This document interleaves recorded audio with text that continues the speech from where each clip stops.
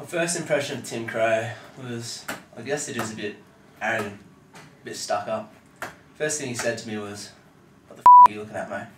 Part of his kind of plot to become team captain, because I think he'd really like to see himself being that person. Around training, he tries to really get amongst it, kind of over-exaggerates how keen he is to take on this role. Good, Timmy Crowe. He's probably one of the more arrogant guys out there.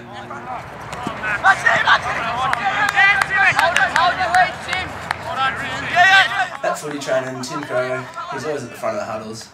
He's always showing boys what to do. I don't know if it's for their benefit, for his own benefit though. He likes to look like a bit of a leader. Not sure how much of a leader he actually is. I mean, he helps you out, but it's always when the coaches are looking. Never does anything behind the backs. He's always at the very front, in the coach's eyes. I was talking about on Sunday for those boys who were there.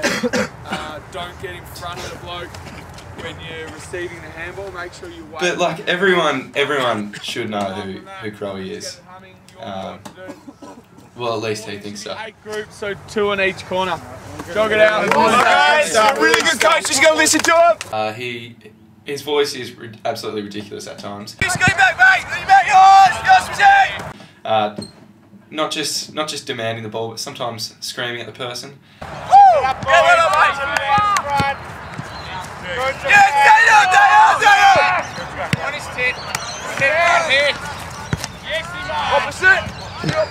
He's definitely not like anyone else.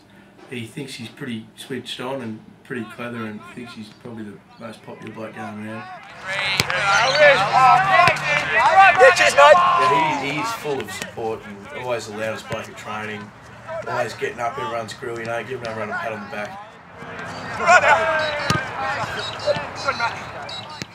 The Crowe does fly. Just this over the top attitude, kind of like when he was training the other week with full Queen's gear, the jumper, the shorts, and the full length black skins underneath as well. Coaches love him, he loves the coaches. You wouldn't really know whether he was doing it for himself or for the team. You know, he's definitely a bit self-centered.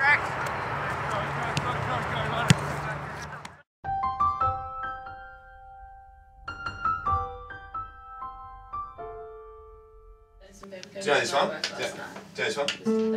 Yeah, shh. This one? Yeah, I've heard that one before. My first impression of Tim was he was pretty happy with himself. Obviously, he thought he was in a pretty good position with his life. He recognised that everyone was looking at him and he thought that was great. He really did like being the centre of attention. You know this one? They got married early. Never had no money. You know, arrogant, fresh air kind of person. First pick up.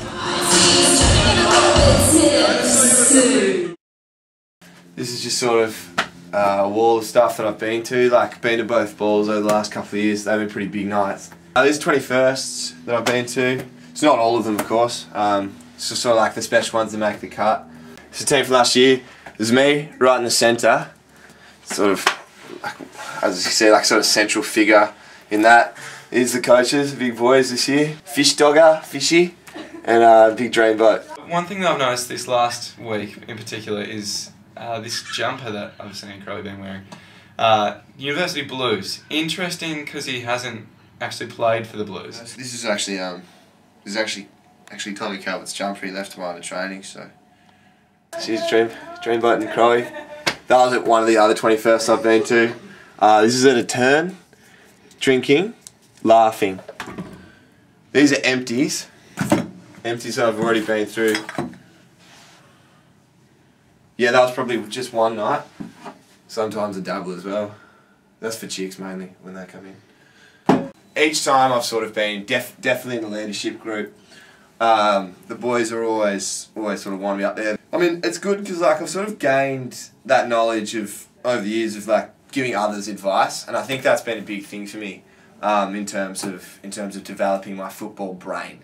Because there's no substitute for a good football brain, and that's something that I've definitely got. It's just like a really good brain for the game. A lot of people think I'm skinny, but I just think I'm a bit quicker. Yeah, good leap as well, which is surprising given I don't have massive quads, but I can really get up a fair bit higher. I like to think of myself as a mentor, so, you know, similar sort of like mentor, like Jake Workman's got his sort of, his group of mentors, and I'd have my footy mentors, so footy advice, life advice, drinking advice probably.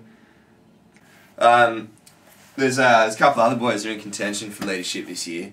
I think they've had a little bit of leadership experience, but like my leadership experience goes beyond the footy field. That's something else that I think I've sort of got an advantage over the rest of the group. So like I don't know, I was primary school captain. The big fella upstairs, big Joshy Hoovenage, he's really tall, which helps in sort of his interaction with people. He's very sort of supportive, a bit weird maybe, but he's sort of comforting, I think, for some of them, but he probably just doesn't quite have the charisma. The other fella, Big Bear as they call him, don't know why, but not really intimidating, but he sort of, I don't think his heart's in it. Like especially I can just tell that when it comes to sort of the actual game, I'm going to have to instruct him a lot about how to actually go about positioning, because he's just not really a team player. Yeah, I mean, it'll be interesting, but I know the coaches will make the right choice in the end, and it's up to them, and that's fine. Last year you had your Will Moores doing the same thing, and I guess this year it's your Tim Crows. Next year it might be your bloody Nick Fifields or something like that. I don't know, it just goes in cycles, I suppose.